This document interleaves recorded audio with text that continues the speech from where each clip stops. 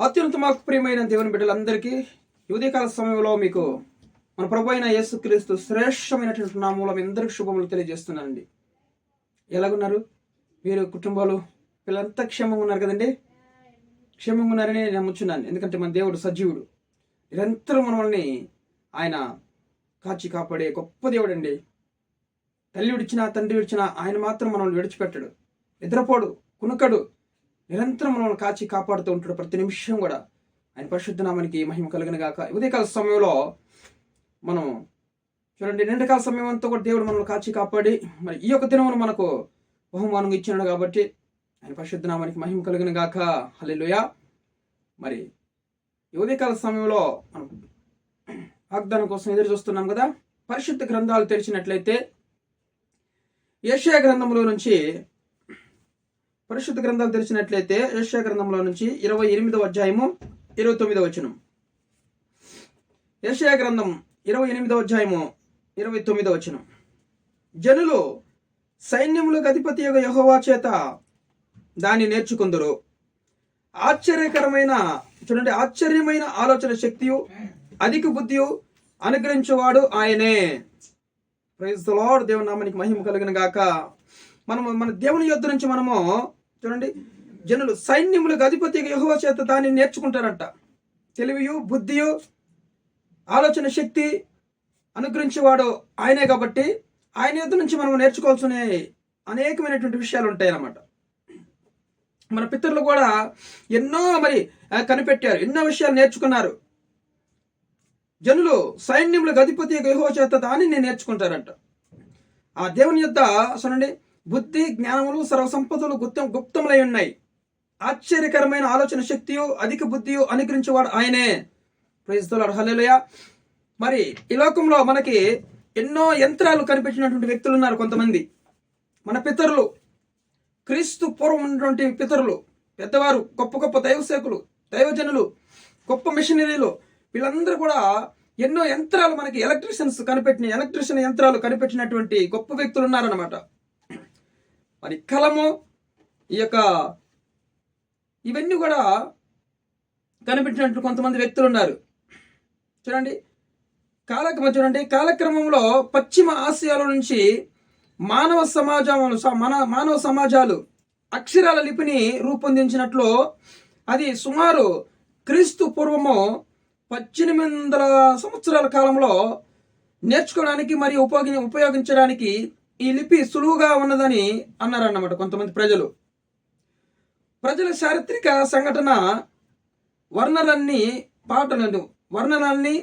పాటలన్నీ మరి ప్రవచనాల్ని లిఖించడం ప్రారంభించారన్నమాట. ఆ లిపిని చూడండి, పశ్చిమ ఆసియాలోని మానవ సమాజాలు అక్షరాల లిపిని కనుగొన్నారన్నమాట. అక్షరాల లిపిని అంటే మనము ఈ కాలంలో ఇంకు అని చెప్పొచ్చు కదండి. ఇంకు దాన్ని కనిపెట్టినారనమాట. ఎందుకు? ఈ అక్షరాలు రాయడానికి అనమాట. అది క్రీస్తు పూర్వం 1800 సంవత్సరాల కాలంలో కనిపెట్టినారనమాట. దాన్ని నేర్చుకోవడానికి మరియు ఉపయోగించడానికి ఈ లిపి సులువుగా ఉన్నదని అన్నారనమాట. ప్రజల చారిత్రక సంఘటన వర్ణాలన్నీ, పాటల్ని మరియు ప్రవచనాల్ని లిఖించడం అప్పుడు ప్రారంభించారనమాట. తర్వాత ఇవే బైబిల్లో భాగమయ్యాయి. ప్రజలు వీటిని రెల్లు నుండి చేసినటువంటి పాపిరస్ అనే అట్టల మీద మరియు వెల్లం అనే చదును చేసినటువంటి ఎండిన జంతు చర్మాల మీద లిఖించారనమాట. జంతు చర్మాలు పాపిరస్ అనే అట్టల మీద, ఈ రెల్లు నుండి చేసినటువంటి పాపిరస్ అనే అట్టలు అన్నమాట. అక్కడ ఆ కాలంలో మన క్రీస్తుకు పూర్వము ఆ యొక్క అట్టల్ని ఈ జంతు చర్మాల మీద రాసేవాళ్ళు అన్నమాట వాళ్ళు. వెల్లం అనే చదును చేసినటువంటి ఎండిన జంతు చర్మాల మీద లిఖించారనమాట. ఈ వెల్లం అంటే, ఈ యొక్క రెల్లు అంటే ఏంటి చెప్పండి? రెల్లు పౌడర్ మాదిరి ఉంటుంది అనమాట. రెల్లు ఏదన్నా మనము చెక్క కానీ ఏదన్నా ఒక కొయ్య కానీ మనము మన చెక్క బెడ్ ఉంటుంది కదా, అది పుచ్చిపోయినప్పుడు ఆ పౌడర్ మాదిరి రాలుతుంటుంది చూడండి. ఆ పౌడరు, దాన్ని రెల్లు, పౌడరు, మరి పొట్టు అనొచ్చు. ఆ రెల్లు అనమాట. రెల్లు దానితో చేయబడినటువంటి పాపిరస్ అనేటువంటి అట్టల మీద రాశారు అనమాట అప్పుడు ఆ యొక్క గ్రంథాలు, అక్షరాలు. తర్వాత జంతు చర్మల మీద రాసేవాళ్ళు అంటాయి. ఇవి చాలా పొడుగైనవని వీటిని గుండ్రంగా చుట్టి భద్రపరిచేవారు అనమాట వాళ్ళు. ఈ యొక్క మరి సమాజంలో ఆరాధన చేసి ఆ అక్షరాలను చదివి ఈ యొక్క మరి ప్రవచనాలన్నీ కూడా చదివిన తర్వాత ఆరాధన సంఘాలు అయిపోయిన తర్వాత మరలా యథాస్థితిగా ఈ పొడవైన అట్టల్ని జంతు చర్మాలని చుట్టి దాన్ని భద్రపరిచేవారు అనమాట. ఎందుకు చాలా పొడవైన కాబట్టి. వీటిని గ్రంథపు చుట్ట అనేవాళ్ళు అంట వాళ్ళు. ఆ కాలంలో గ్రంథపు చుట్టలు అనేవాళ్ళు అనమాట అని పిలిచేవారంట వాళ్ళు. అయితే పాత నిబంధనలు అని అన్ని పుస్తకాలను ఏకకాలంలో వ్రాయబడలేదు. పాత నిబంధన గ్రంథం ఎన్ని ఉన్నాయి? 39 పుస్తకాలు ఉన్నాయి కదా పాత నిబంధన గ్రంథంలో. అవన్నీ కూడా ఒకే కాలం ఏకకాలంలో వ్రాయబడలేదంట. ఈ పుస్తకాలను వ్రాయడానికి అనేక శతాబ్దాలు పట్టిందన్నమాట వాళ్ళకి. చూడండి, అనేక శతాబ్దాలు పట్టినట్లు మనం చూస్తున్నాం అన్నమాట. చూడండి, అక్షరాల లిపిని మన ఫస్ట్ కనుగొనడానికి దేవుడు ఎంత బుద్ధి, జ్ఞానము, ఆలోచన శక్తి వారికి ఇచ్చారు. చూడండి, ఈ కాలంలో మనం చక్కగా రాస్తున్నాం కదా పెన్ను పెట్టి కలము. ఆ కాలంలో చూడండి, ఎవరు మరి పశ్చిమ ఆసియాలోని మానవ సమాజాలు అక్షరాల లిపిని రూపొందించడం మనం చూస్తున్నాం అనమాట. ఎంత జ్ఞానం ఇచ్చారు చూడండి వాటికి. అంతేకాకుండా మన యూరోప్ దేశం నుండి వచ్చినటువంటి మిషనరీలంట తెలుగు భాషలోనికి ఆ బైబుల్ను చూడండి, తెలుగు భాషలోనికి బైబుల్ను అనుమతించడానికి ఉపక్రమించారు. 1722వ సంవత్సరంలో బెంజమిన్ గుల్జ్ అనేటువంటి మిషనరీ తెలుగు భాషలో కొత్త నిబంధన గ్రంథాన్ని అనువాదాన్ని చేశాడు. 1732వ సంవత్సరంలో మరలా పాత నిబంధన అనువాదాన్ని పూర్తి చేశాడు అనమాట. తర్వాత ఏమైందంటే ఈ బెంజమిన్ గుల్జ్ అనేటువంటి గొప్ప మిషనరీ ఆయన 1805 సంవత్సరంలో శరంపూర్కు చెందినటువంటి విలియం కేరీ మరియు అతని సహోద్యులు తెలుగు అనువాదాన్ని ప్రారంభించి 11వ సంవత్సరంలో క్రొత్త నిబంధనను పూర్తి చేశారు. క్రొత్త నిబంధన అంతా కూడా పూర్తి చేశారు అన్నమాట. అయితే ఈ అనువాద ప్రతి అనేది 1812వ సంవత్సరంలో సంభవించినటువంటి పెను అగ్ని ప్రమాదంలో అగ్నికి ఆహుతి అయిపోయింది అనమాట. అదంతా కూడా అగ్నికి కాలిపోయినట్లు మనం చూస్తున్నాం అనమాట. అవన్నీ కూడా మరి పుస్తకాలు, గ్రంథాలు, ఆ మిషన్లన్నీ కూడా కాలిపోయినట్లు మనం చూస్తున్నాం అనమాట. అగ్ని ప్రమాదంలో కాలిపోయింది. మరలా తెలుగు భాషలోనికి బైబిల్ అనువాదము మొదలైంది. 1818వ సంవత్సరంలో తెలుగులో క్రొత్త నిబంధన ప్రచురణ జరిగింది. 3 సంవత్సరాల తర్వాత పాత నిబంధనలోని 5 పుస్తకాలు ప్రచురణ జరిగింది అనమాట. 5 పుస్తకాలు అనమాట. ఈ యొక్క ఆదికాండాలు ఉన్నాయి కదా, ఇవన్నీ కూడా 5 పుస్తకాలు ప్రచురణ జరిగింది. ఆనంద్ రాయుడు మరియు జాన్ ఎడ్వర్డ్స్ ప్రిచెట్ అనేటువంటి క్రొత్త నిబంధనను ప్రచురించాడు అనమాట. ఆయన 1854వ సంవత్సరంలో పాత నిబంధన అచ్చయింది. చూడండి, ఈ వ్యక్తి మరియు వాడ్ల అనేవారు చౌదరి పురుషోత్తమ అనేటువంటి పండితుల సహకారంతో క్రొత్త నిబంధనను ప్రారంభించారు.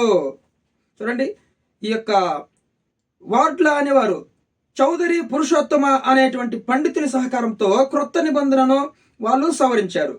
మరలా 1860వ సంవత్సరంలో British and foreign Bible society వారు మద్రాసు ఆక్సిలరీ అనేటువంటి వారు పాత నిబంధన మరియు క్రొత్త నిబంధనను ఉన్న పూర్తి బైబుల్ను పూర్తి బైబుల్ అంట ప్రచురించింది. చూడండి, ఎంత జ్ఞానమో వాళ్ళకి దేవుడు కలిగించినట్లు మనం చూస్తున్నాం ఈరోజు. ఈ బైబుల్ను చూడండి, ఇన్ని సంవత్సరాలు విలియం కేరీ అనేటువంటి వ్యక్తి ఆ ప్రింటింగ్ మిషన్ కనుగొని వీళ్ళందరూ కూడా ఈ యొక్క మన క్రీస్తుకు పూర్వం ఉన్నటువంటి గొప్ప గొప్ప వ్యక్తులు వీళ్ళందరూ కూడా చూడండి, ఆ యొక్క బెంజమిన్ గుల్జ్ అనేటువంటి వ్యక్తి ఆ యొక్క హెబ్రీ గ్రీకు భాషలో ఉన్నటువంటి బైబుల్ని ఆ యొక్క పుస్తకాలన్నీ కూడా విడివిడిగా ఉన్నప్పుడు ఈ పుస్తకాలని కొన్ని ప్రత్యేకమైనటువంటి లేఖనాలుగా గ్రహించి క్రొత్త నిబంధన వాటిని కొన్ని సమకూర్చి బైబిల్గా మనం సమకూర్చినట్లు మనం చూస్తున్నాం అనమాట. ఈ గ్రీకు హెబ్రీ భాషలో ఉన్నటువంటి ఈ యొక్క పుస్తకాలని బెంజమిన్ గుల్జ్ అనేటువంటి మిషనరీ తెలుగు భాషలోనికి వాటిని అనుమతించే రాయడం మనం చూస్తున్నాం అనమాట. హల్లెలూయా. ఒక గొప్ప పండితుడి యొక్క సహకారంతో. కాబట్టి ఎంత జ్ఞానం ఇచ్చినారు చూడండి. ఈరోజు మనం తెలుగు బైబిల్ ఆరామంగా చదువుతున్నాం అనమాట. తెలుగు, హిందీ, ఇంగ్లీష్ బైబిల్లో వాళ్ళు ఎంత చక్కగా కనిపెట్టినట్టు మనం చూస్తున్నాం కదండి. ఎంత జ్ఞానం ఇచ్చినాడు చూడండి వాళ్ళకి. అందుకే ఆశ్చర్యకరమైన ఆలోచన శక్తియు అధిక బుద్ధియు అనుగ్రహించేవాడు ఆయనే. వాళ్ళంట జనులంట మన దేవుని యొద్ద వీటన్నిటిని కూడా దాన్ని నేర్చుకున్నట్టు మనం చూస్తున్నాము. ఈరోజు నువ్వు పరిశుద్ధ గ్రంథం చదవాలంటే ఎంత కష్టపడుతున్నావు కదా. ఈ పరిశుద్ధ గ్రంథం చదివే చూడండి ఫ్లైట్ని కనిపెట్టినారు. తూనిగి దాన్ని చూసి ఈ పరిశుద్ధ గ్రంథంలో ఉన్నటువంటి మాటలు వాళ్ళు చదువుతున్నప్పుడు వాళ్ళకి మాట ఏంటంట, మీరు కొన్ని రోజుల తర్వాత మీరు ఆకాశంలో ఎగరబోతున్నారు పక్షిరాజు వలె అని వాళ్ళు చదివినప్పుడు ఆ తూనిగిని బట్టి రైట్ బ్రదర్స్ అనేటువంటి ఇద్దరు సహోదరులు వాళ్ళు ఈ యొక్క ఫ్లైట్ని కనిపెట్టినట్టు మనం చూస్తున్నాం అన్నమాట. అలాగా వెలుగును కనిపెట్టినటువంటి వ్యక్తి థామస్ ఆల్వా ఎడిసన్. వీళ్ళు చూడండి చక్కని వెలుగును కనిపెట్టి ఈరోజు మనం లైట్ చేసుకుని ఆరాంగా చీకట్లో లేకుండా వెలుగులో ఉన్నామంటే చూడండి దేవుడు వాళ్ళకి ఎంత జ్ఞానము, అధికమైనటువంటి ఆలోచన శక్తి, అధిక బుద్ధి, ఆశ్చర్యకరమైన ఆలోచన శక్తి, అధిక బుద్ధి అనుగ్రహించేవాడు ఆయనే. క్రీస్తు పూర్వం వ్యక్తులు వీళ్ళందరూ కూడా ఒక సాహసం చేశారు. ఈరోజు నువ్వు నేను ఏం చేస్తున్నాం చెప్పండి? భారతదేశం కోసం ఏదన్నా ఒకటి సాధించాలి. పరిశుద్ధ గ్రంథం చదివి దేవుని యొద్ద జ్ఞానం పొందుకొని మనము ఆలోచన అధికమైన ఆశ్చర్యకరమైన ఆలోచన శక్తి, అధిక బుద్ధి దేవుని యొద్ద నుంచి మనం పొందుకొని ఏదో ఒకటి కూడా మనం కనిపెట్టాలి. దేవుని కోసం ఏదో ఒకటి మనం సాధించాలి. ఎవరినైనా కొంతమంది నేను దేవునిలోకి నడిపించాలి. మనం ప్రార్థన చేయడం ద్వారా అనేకమైన జ్ఞానవంతులు దేవుడు లేపి మన దేశం కోసము సాహసాలు చేసేటువంటి గొప్ప గొప్ప వ్యక్తులు లేవనెత్తారనమాట. హల్లెలూయా. ఈ పితరుల వెనక ఎంతో ప్రార్థన ఉంది అన్నమాట. చాలా ప్రార్థన ఉందన్నమాట. కాబట్టి చూడండి మన పితరులకు ఎంత జ్ఞానం అనుగ్రహించినాడు. ఈరోజు కూడా దేవుడు మనకి ఆశ్చర్యకరమైనటువంటి ఆలోచన శక్తి, అధిక బుద్ధి అనుగ్రహించేవాడు ఆయనే. మరి సైన్యములకు అధిపతిగా జనులు సైన్యములకు అధిపతిగా యెహోవా చేత దాన్ని నేర్చుకున్నారంట, ఆ జ్ఞానాన్ని, ఆ బుద్ధిని. చూడండి ఎంత చక్కగా మన దేశానికి చూడండి ఎలక్ట్రిషియన్ వర్క్స్ పనిచేసినటువంటి యంత్రాలను వాళ్ళు కనుగొని ఈరోజు మనం ట్రైన్లో తిరగడానికి, ఫ్లైట్లో తిరగడానికి, బస్సులో తిరగడానికి అన్ని కూడా మన దేశానికి ప్రజలకి ప్రజలకి అనుకూలంగా ఉండేటువంటి వస్తువులను వాళ్ళు కనుగొన్నారు. మరి అన్ని జనాలు ఏం కనుగొన్నారు? వాట్సాప్లు, యూట్యూబ్లు, ఫేస్బుక్లు, ఇన్స్టాగ్రామ్ ఇవన్నీ కనుగొన్నారు ప్రజలు చెడిపోయేదానికి. అయితే దాంట్లో మంచిది ఉంది, చెడ్డది ఉంది. కానీ మన దేవుని బిడ్డలు కనిపెట్టినటువంటి ఆ యంత్రాల్లో అన్ని మంచిదే ఉంటుంది. దేవుని నామానికి మహిమ కలిగిన గాక. ఎంత జ్ఞానము అనుగ్రహించినాడు ఈరోజు మనకు దేవుడు, మన పితరులకి. ఆ జ్ఞానం ఈరోజు నీకు అనుగ్రహించబోతున్నాడు దేవుడు. అదే జ్ఞానము, అదే ఆలోచన శక్తి, అదే అధిక బుద్ధియు దేవుని యొద్ద నుంచి నువ్వు ఈరోజు పొందుకోవాలి. దేవుడు నీకు అనుగ్రహిస్తున్నాడు. నీ పనిలో ఒక సాహసం చేయబోతున్నావు. ఈ రోజు దేవుడు మంచి బుద్ధి అనుగ్రహించబోతున్నాడు నీకు. నువ్వు పనిలో కానీ, ఉద్యోగంలో, వ్యాపారంలో నువ్వు సాధించబోతున్నావు దేవుని యొక్క జ్ఞానం చేత. ఈరోజు నీకు అలాంటి అధిక బుద్ధియో, ఆలోచన శక్తియో, అధిక బుద్ధి దేవుడు నీకు అనుగ్రహించబోతున్నాడు. దేవుడి నామానికి మహిమ కలిగిన గాక.